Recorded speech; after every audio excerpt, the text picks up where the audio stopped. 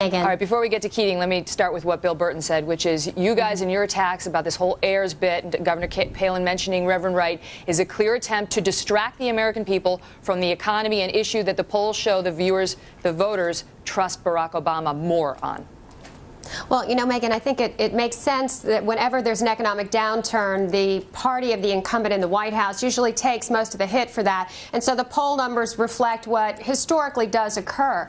But I would really beg to differ a bit with what Bill Burton had to say, because we spend about 80% of our time talking about the economy, and Senator McCain's actions speak for themselves on this. When it became evident the extent of the crisis on Wall Street and that it would infect Main Street, he took tremendous action, even suspending his campaign and pulling $12 million worth of paid advertising off the air 40 days out from the election in order to make sure it wasn't perceived as a political move, although, of course, the Obama campaign spun that as hard as they could to come back and do the people's business. So clearly Senator McCain puts the economic well-being of the country right at the forefront. Okay, so he according to you, that's how he feels, and yet he has his vice presidential candidate, Governor Sarah Palin, who, by the way, we are awaiting her to come out and speak live, out, and she goes after Obama not only on Ayers, but on Reverend Wright, a subject that McCain has said he would not attack Obama on, saying that it's clear, this is McCain, it is clear Obama does not share the worldview of Reverend Wright,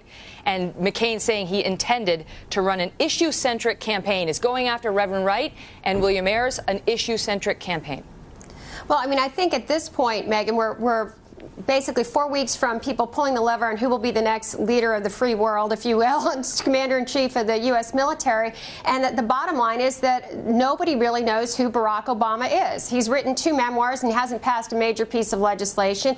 They cannot stand to answer any questions whatsoever that put Barack Obama in a negative light. Well, what about their Ayers and the Wright relationship? In particular, those two, which you guys have raised.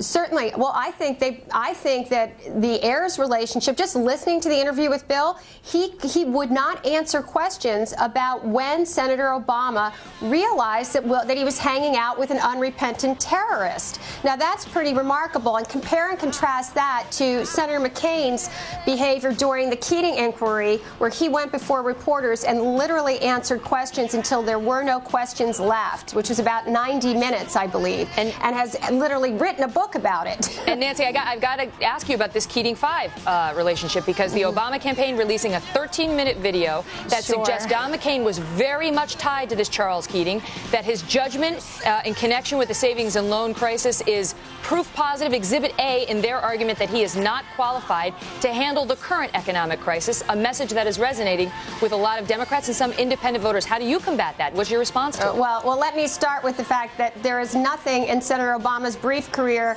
that shows any indication that he has any background in economics whatsoever. And in fact, the best evidence of the fact that he has no background in economics is his current economic plan. But what about your guy, Nancy? Raising taxes. No, I will. But raising taxes in a recession is just so, such lunacy that it should get some attention.